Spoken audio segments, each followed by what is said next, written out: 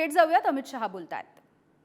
तानाजी पाटिल जी, श्री भगवत कराड़, हमारे वरिष्ठ नेता, केंद्रीय मंत्री, 7 दिन से आपके साथ है. भगवत जी ने मुझे कान में कह दिया कि अमित भाई ये सीट मोदी जी की झोली में जाने वाली है. और आज के कार्यक्रम में आए हुए प्यारे भाइयों, बहनों, माताओं और मेरे जिगर के टुकड़े जैसे युवा मित्रों को मेरा राम राम नमस्कार. सदाशिव पाटिल जी, सुहास बाबर जी, राजेंद्र देशमुख जी, सुधीर दादा गाडगिल जी, निशिकांत पाटिल जी, गोपीचंद पडलकर जी, पृथ्वीराज देशमुख जी, श्री वैभव पाटिल जी, अमर सिंह देशमुख जी, संग्राम सिंह देशमुख जी, तानाजी पाटिल जी, श्री भगवत कराड़, हमारे वरिष्ठ नेता, केंद्रीय मंत्री, 7 दिन से आपके साथ है. भगवत जी ने मुझे कान में कह दिया कि अमित भाई ये सीट मोदी जी की झोली में जाने वाली है.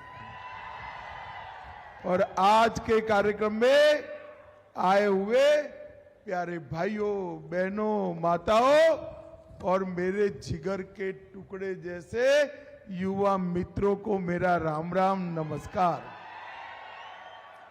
भाइयों बहनों, सबसे पहले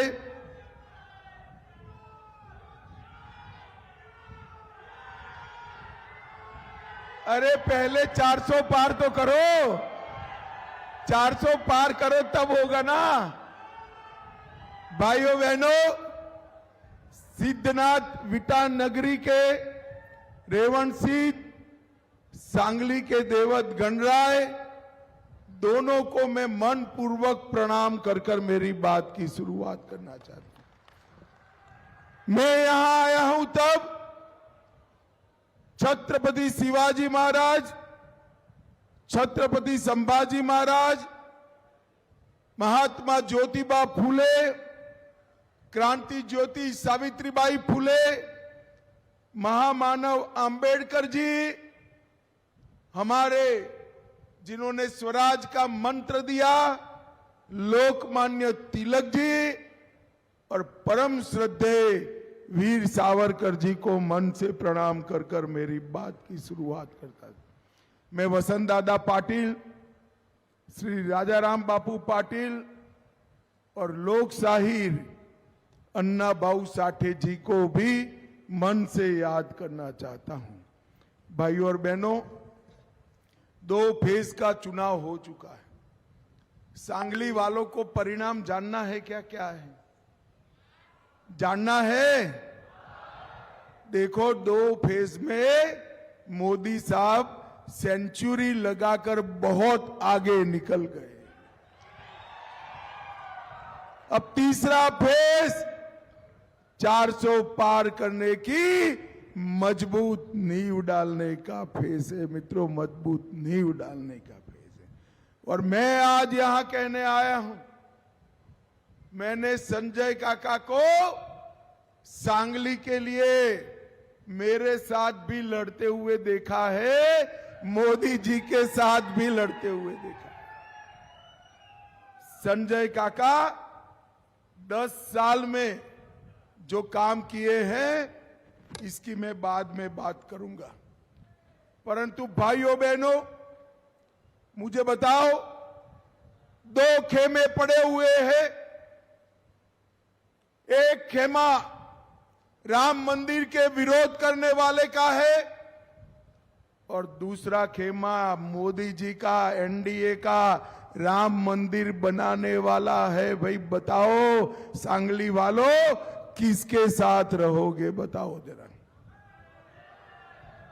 भाइयों बहनों, एक बाजू वोट फॉर जिहाद करने वाले लोग हैं, दूसरी बाजू वोट फॉर विकास करने वाले लोग हैं. एक और अपने परिवार का कल्याण, बेटा बेटी का कल्याण करने वाले लोग हैं, और दूसरी ओर मोदी जी के नेतृत्व में देश का कल्याण करने वाले लोग हैं। एक और राहुल बाबा की चाइनीज गारंटी है, और दूसरी ओर मोदी जी की भारतीय गारंटी है। भाइयों, भारतीय गारंटी है। ये चुनाव ये दो खेमों के बीच में होना है। भाइयों बहनों, मैं आज आपको बताने आया हूं कि संजय काका को आप जो भी वोट दोगे, इनके नाम के सामने कमल का निशान है। कमल के निशान पर आप बटन दबाओगे तो संजय काका तो जीत ही जाएंगे, परंतु साथ में मोदी जी भी तीसरी बार प्रधानमंत्री बन जाएंगे। भाइयों बहनों, तीसरी बार संजय काका को दिया हुआ एक एक वोट मोदी जी को तीसरी बार प्रधानमंत्री बनाएगा। आपका दिया हुआ संजय काका को एक एक वोट भारत को दुनिया में तीसरे नंबर का अर्थतंत्र बनाएगा। संजय काका को दिया हुआ एक एक वोट कश्मीर और देश को सुरक्षित बनाने का काम करेगा। भाइयों बहनों, सुरक्षित बनाने। संजय काका को दिया हुआ एक एक वोट करोड़ों गरीबों के जीवन में नया उजियारा लाने का काम करेगा। और मोदी जी जो है, जो बोलते हैं वो करते हैं। मैं आज सांगली वालों को बताना चाहता हूं, भारतीय जनता पार्टी ने कहा था जहां प्रभु श्री राम का जन्म हुआ था वहां पर हम भव्य राम मंदिर बनाएंगे। ये कांग्रेस पार्टी ने 70 साल से राम मंदिर को अटका कर रखा, इसके केस को भटका कर रखा, लटका कर रखा।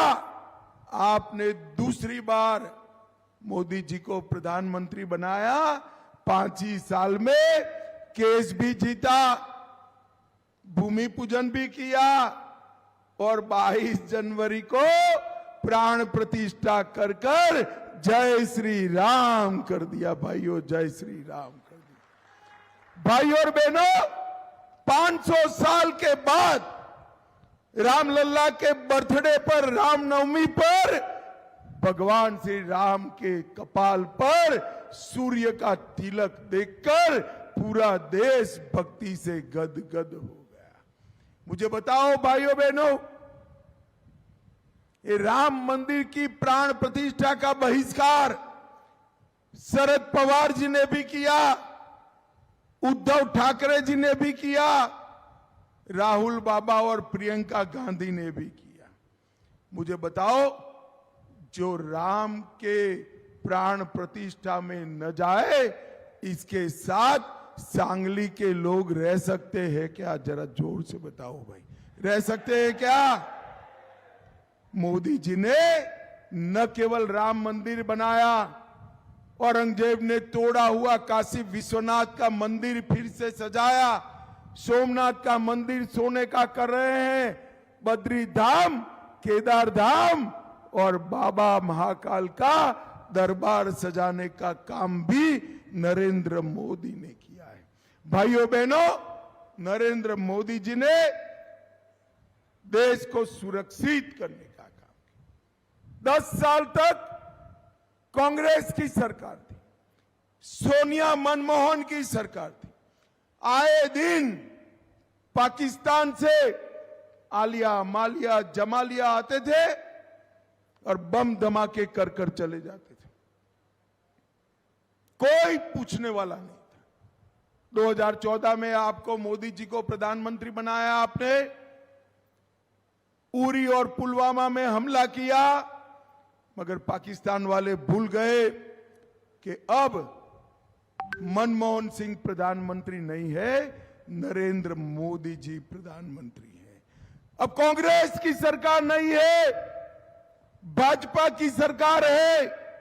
10 ही दिन में मोदी जी ने सर्जिकल स्ट्राइक और एयर स्ट्राइक कर कर घर में पाकिस्तान के घुसकर आतंकवादियों को सफाया करने का काम हमारे नेता नरेंद्र मोदी जी ने किया। भाई और बहनों, माताओं बहनों को, मातृशक्ति को 33% विधानसभा और लोकसभा में आरक्षण देने का काम नरेंद्र भाई ने किया। मैंने आज संजय काका को कहता हूं, संजय काका एक बार चुनाव लड़ लो, अगली बार शायद आपकी जगह कोई महिला का नंबर लग जाएगा, कोई गारंटी नहीं है भाई। 33% आरक्षण मातृशक्ति को देने का काम नरेंद्र मोदी जी ने किया। ट्रिपल तलाक को हटाने का काम नरेंद्र मोदी जी ने किया। पीएफआई पर बैन लगाने का काम नरेंद्र मोदी जी ने किया।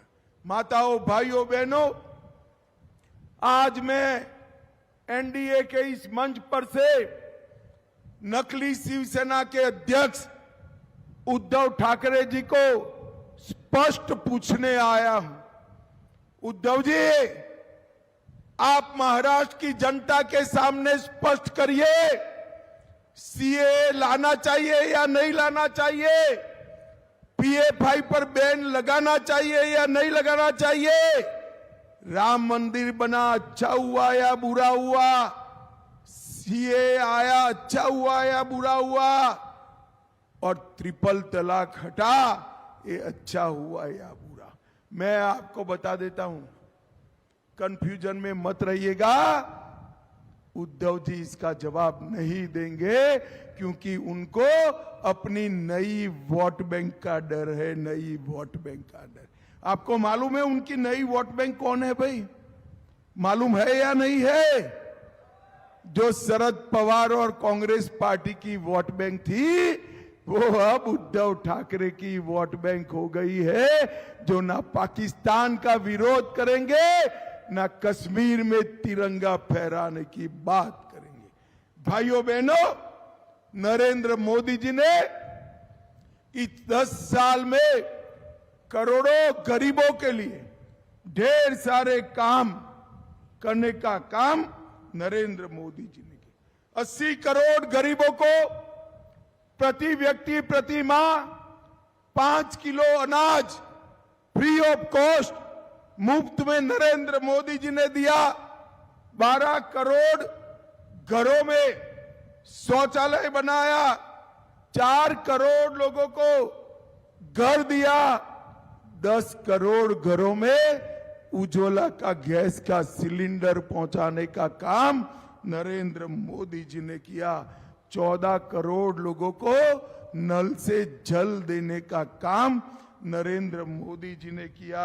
और 50 करोड़ लोगों को 5 लाख तक का पूरा किसी भी ऑपरेशन का, दवाइयों का खर्च आज नरेंद्र मोदी सरकार उठा रही है। भाइयों बहनों, सांगली वालों, मुझे बताना,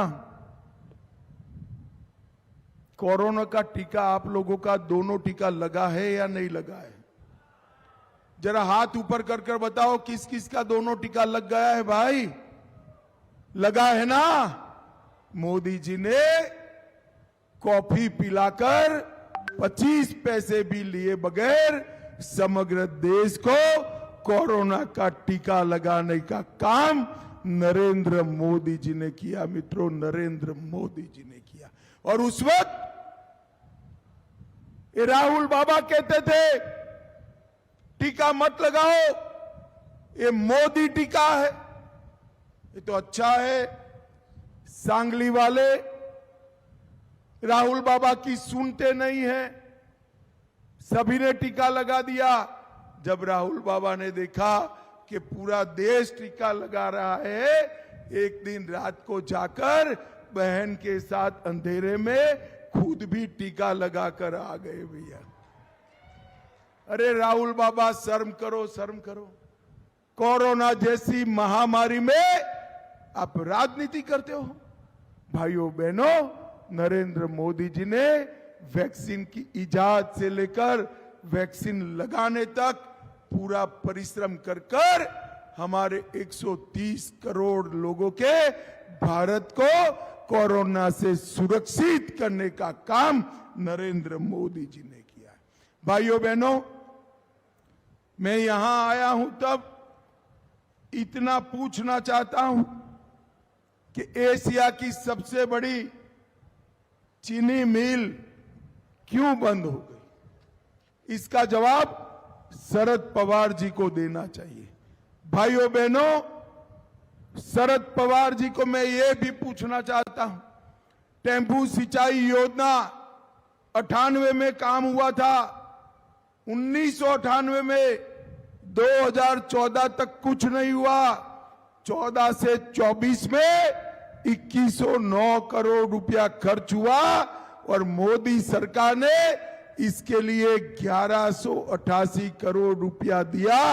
इससे 2 लाख एकड़ भूमि की सिंचाई होने वाली है। मित्रों, ये काम नरेंद्र मोदी जी ने किया है। मैसाल सिंचाई योजना 65 गांवों के 95,000 एकड़ जमीन को सिंचाई का फायदा मिला और बिजली की आपूर्ति के लिए 200 मेगावाट का सोलर बिजली प्रोजेक्ट भी यहां लाने का काम हमारे संजय काका ने किया। भाइयों बहनों, ये संजय काका देखने में ऐसे लगते हैं, दिल्ली में सांगली के लिए मजबूती से पक्ष रखने वाला आदमी संजय काका है। पुणे बेंगलोर ग्रीनफील्ड हाईवे सांगली जिले में 74 किलो का रोड आएगा, 21,000 करोड़ रुपया है। पुणे मीरज लोंडा रेल लाइन 4670 करोड़ रुपया, इसका इलेक्ट्रिफिकेशन और डबलिंग का काम शुरू हो गया। 300 करोड़ से मीराज जंक्शन को अत्याधुनिक रेलवे स्टेशन बनाने का काम शुरू हो गया। 25 करोड़ से सांगली के रेलवे स्टेशन का विकास हो रहा है।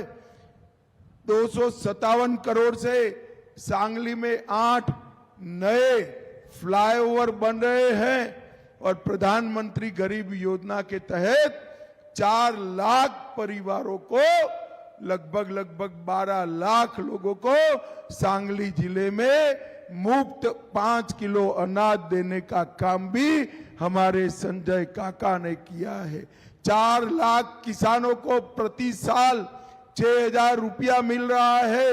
9,40,000 नागरिकों को 5 लाख तक का स्वास्थ्य का पूरा खर्चा आज नरेंद्र मोदी सरकार देती है और 17,000 गरीबों को घर देने का काम भी इन्होंने किया है।